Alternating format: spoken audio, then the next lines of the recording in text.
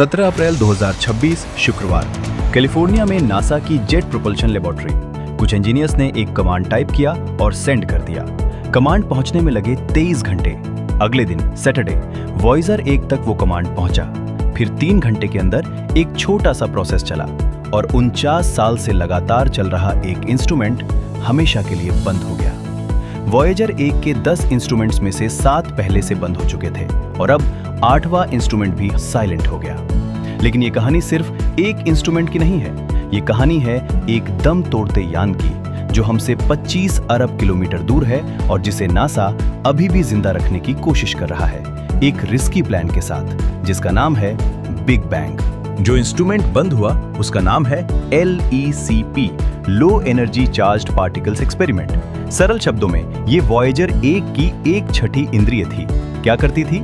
Solar system और हमारी Galaxy से आने वाले छोटे छोटे particles, ions, electrons, cosmic rays, इन सब को मापती थी। यानी वॉयजर 1 को पता चलता था कि वो किस तरह की हवा में तैर रहा है। इसी इंस्ट्रूमेंट ने हमें पहली बार बताया था कि इंटरस्टेलर स्पेस कैसा दिखता है, यानी हमारे सोलर सिस्टम के बाहर जहां कोई इंसानी यान कभी नहीं गया था, वहां कौन से पार्टिकल्स हैं, उनका प्रेशर कितना है, डेंसिटी कैसी है। 49 साल जब से वॉयजर 1 लॉन्च हुआ था 1977 में, ये इंस्ट्रूमेंट लगभग बिना रुके चल रहा था और अब हमेशा के लिए साइलेंट। अब सवाल, नासा को ये क्यों करना पड़ा? जवाब एक शब्द में, पावर। वॉयजर 1 अपनी ऊर्जा कहां से लेता है? प्लूटोनियम से। एक radio isotope thermo electric generator RTG Voyager के अंदर है। इसमें प्लूटोनियम 238 धीरे धीरे डीके होता है, उसकी गर्मी से इलेक्ट्रिसिटी बनती है। हर साल ये RTG लगभग 4 वॉट कम पावर देता है। 1977 में जब वॉयजर लॉन्च हुआ, RTG दे रहा था लगभग 470 वॉट। 2026 में अप्रैल तक वॉयजर 1 के RTG हाफ से भी कम पावर प्रोड्यूस कर रहे हैं, यानी सिर्फ 200 वॉट से कम बच गया है। अब इंजीनियर्स के पास एक मुश्किल चॉइस है। हीटर्स चालू रखो ताकि फ्यूल लाइंस जम ना जाए। अगर फ्यूल जम गया, यान हमेशा के लिए डेड। इंस्ट्रूमेंट्स चलाओ ताकि साइंस मिलती रहे।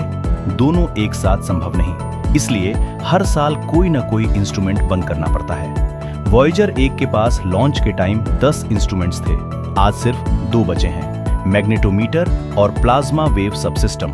और 2026 के अंत तक शायद यही दोनों भी बंद हो जाएं। लेकिन यहाँ कहानी का सबसे रोमांचक हिस्सा है। नासा ने हार नहीं मानी। उन्होंने एक प्लान बनाया है जिसका नाम है बिग बैंग। ये क्या है?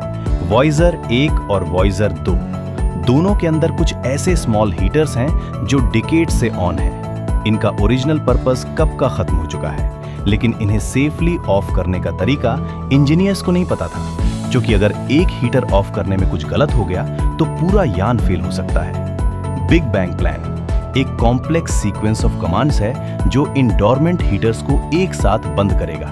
अगर ये काम कर गया, वॉयजर 1 को मिलेगी कुछ एक्स्ट्रा पावर, शायद इतनी कि बंद हुआ LECP इंस्ट्रूमेंट फिर से चालू हो सके। लेकिन ये रिस्की है, बहुत रिस्की। नासा पहले ये टेस्ट करेगा वॉयजर 2 पर मई और जून 2026 में। क्यों? क्योंकि वॉयजर 2 के पास थोड़ी ज्यादा पावर है और वो हमारे थोड़ा करीब है, यानी अगर कुछ गलत हुआ, ट्रबल शूट करना आसान होगा। अगर वॉयजर 2 पर बिग बैंग सफल, तो जुलाई 2026 में या उसके बाद वॉयजर 1 पर भी अटेम्प्ट होगा। यानी सिर्फ 2 महीने में हमें पता चलेगा कि वॉयजर 1 की लाइफ कितनी और बढ़ी। सच क्या है? नासा की प्रोजेक्ट मैनेजर सुजान डोड ने कहा है, हम इन वॉयजर्स को डीप स्पेस रॉक स्टार्स मानते हैं और जब तक हो सके इन्हें चलाए रखना चाहते हैं। मिशन मैनेजर करीम बदरुद्दीन ने थोड़ी कड़वी सच्चाई बताई। साइंस इंस्ट्रूमेंट बंद करना किसी को पसंद नहीं, लेकिन ये सबसे अच्छा अवेलेबल ऑप्शन है। Voyager project scientist Linda Spilker ने एक वार्निंग भी दी, any day could be our last. किसी भी दिन किसी अनफोर्सीन टेक्निकल ग्लिच से वॉयजर हमेशा के लिए साइलेंट हो सकता है। प्लान क्या है? नासा चाहता है कि कम से कम एक इंस्ट्रूमेंट 2030 के दशक तक चालू रहे, यानी अगले 4 से 7 साल और। लेकिन वार्निंग सच है, क्योंकि सोचिए, ये 1977 की टेक्नोलॉजी है। 49 साल पुराने सर्किट्स, -200 डिग्री सेल्सियस के टेम्परेचर में 25 अरब किलोमीटर की दूरी पर, जहां नासा टूल्स नहीं भेज सकता। कुछ भी गलत हो सकता है, कभी भी। पिछले वीडियो में हमने पेल ब्लू डॉट की बात की थी। वो फोटो जो वॉयजर 1 ने 1990 में ली थी, जब अर्थ सिर्फ 0.12 पिक्सल की एक डॉट थी। वॉयजर 1 ने वो लास्ट फोटो ली थी अपना कैमरा हमेशा के लिए बंद होने से पहले। कार्ल सेगन ने तब लिखा था, यहाँ हम हैं, एक धूल का कण सनबीम में लटका हुआ।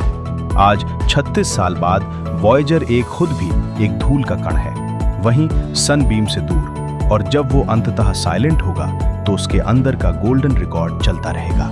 55 भाषाओं में हेलो, जो हमने 1977 में रिकॉर्ड किए थे। 40,000 साल बाद वॉयजर 1 एक स्टार ग्लेस 445 के पास से गुजरेगा। तब तक हम में से कोई नहीं होगा, शायद इंसान भी नहीं होंगे, लेकिन वॉयजर कभी इंसानी सपने का एक हिस्सा चलता रहेगा, हमेशा के लिए। तो हमारे पास 3 इंपॉर्टेंट डेट्स हैं। जुलाई 2026 big bang attempt on Voyager, 15 November 2026 Voyager 1 की एक लाइट डे माइलस्टोन, 2030 के दशक नासा का गोल कम से कम एक इंस्ट्रूमेंट को जिंदा रखना। अगर आपको ये वीडियो पसंद आया, लाइक सब्सक्राइब जरूर करें। मिलते हैं अगले सैटरडे, तब तक स्टे क्यूरियस।